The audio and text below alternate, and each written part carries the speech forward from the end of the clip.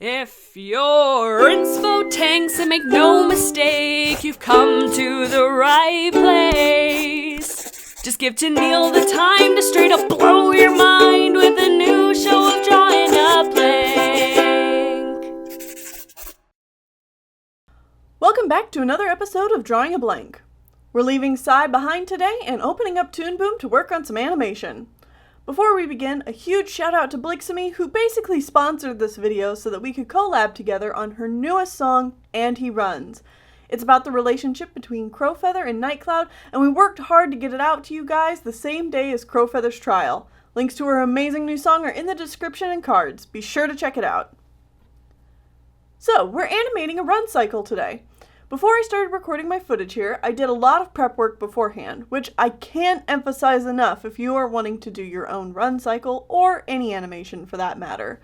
Blixamy sent me a reference for how Crowfeather was going to look for her video, so before I even opened Toon Boom, I practiced drawing Crowfeather and worked out how I would translate her design to my own style. Blixamy's design was great to work with though, and kept things nice and simple, so it didn't take too many sketches before I knew how I wanted him to look. Next I did a few sketches of the extreme poses for the run and took several notes that I wanted to keep in mind while animating. I wanted this run to stay on the beat of the song, so the rhythm of the run not only had to look like a natural run cycle, but also match the song, which will mean moving some frames around a little later in my timeline to reflect that.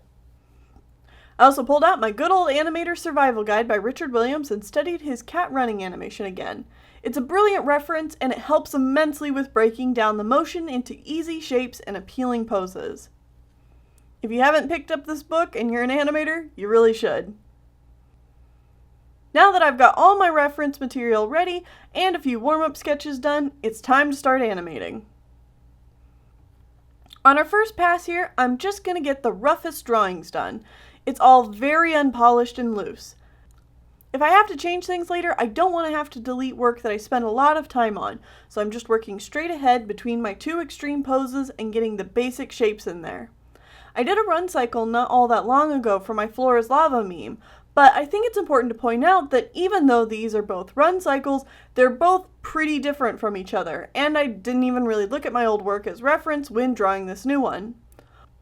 One thing I remember about working on that animation though is that I didn't nail the weight of the character running, so I want to take extra care to make sure that I don't have that problem again. Crowfeather's whole body moves according to his gait, and the rise and fall of his body gives him the feeling of pushing off with his legs and working against gravity to keep going. Keeping this body mass the same through each drawing is very important to making sure Crowfeather feels solid and real. This first pass of the animation puts the whole run on 2s and makes the run fairly slow. It ended up being 9 drawings, which, again, compared to my Patchwind animation, only had 4. So, now that I've got my frames, I'm going to spend a lot of time replaying the animation and making sure that it's on beat. My first pass was nowhere near close, so I played around with the frames until I got this loop, which was exactly what I was looking for. I brought in Blixamy's song to my timeline and looped the animation over the chorus to make sure that it would be a good loop. Now that my timing is good and the first rough pass is complete, it's time to start the polishing process. First, I'm going to redraw my entire animation again as a very rudimentary skeleton.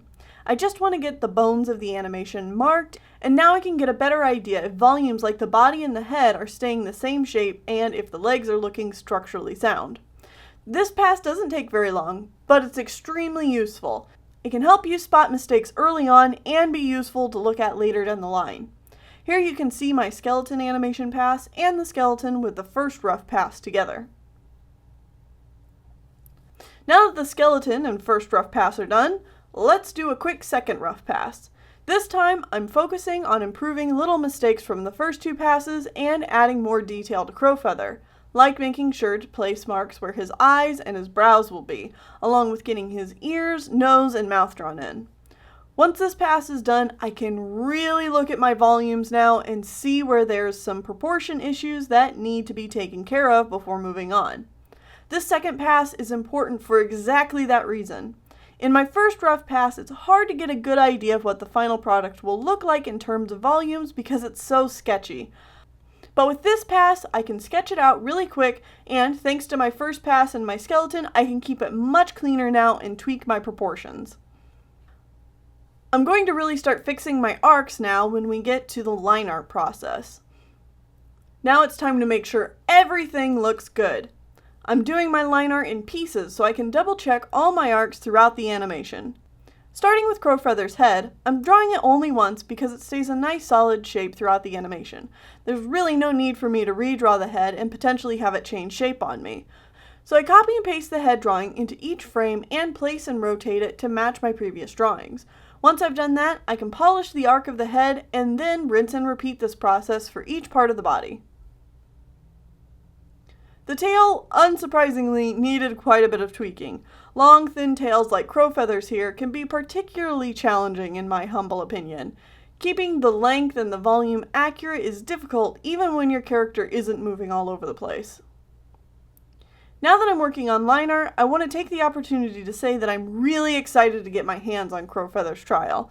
Crowfeather is my favorite character in Warriors, and he's needed his own book for such a long time now. I'm so grateful that it's finally happening, and I hope it's a good book to boot. I obviously haven't read Crowfeather's trial yet, since this is literally coming out the day of its release, but you can rest assured that I'm probably going to be getting my copy soon, and will have plenty to say about it in the future.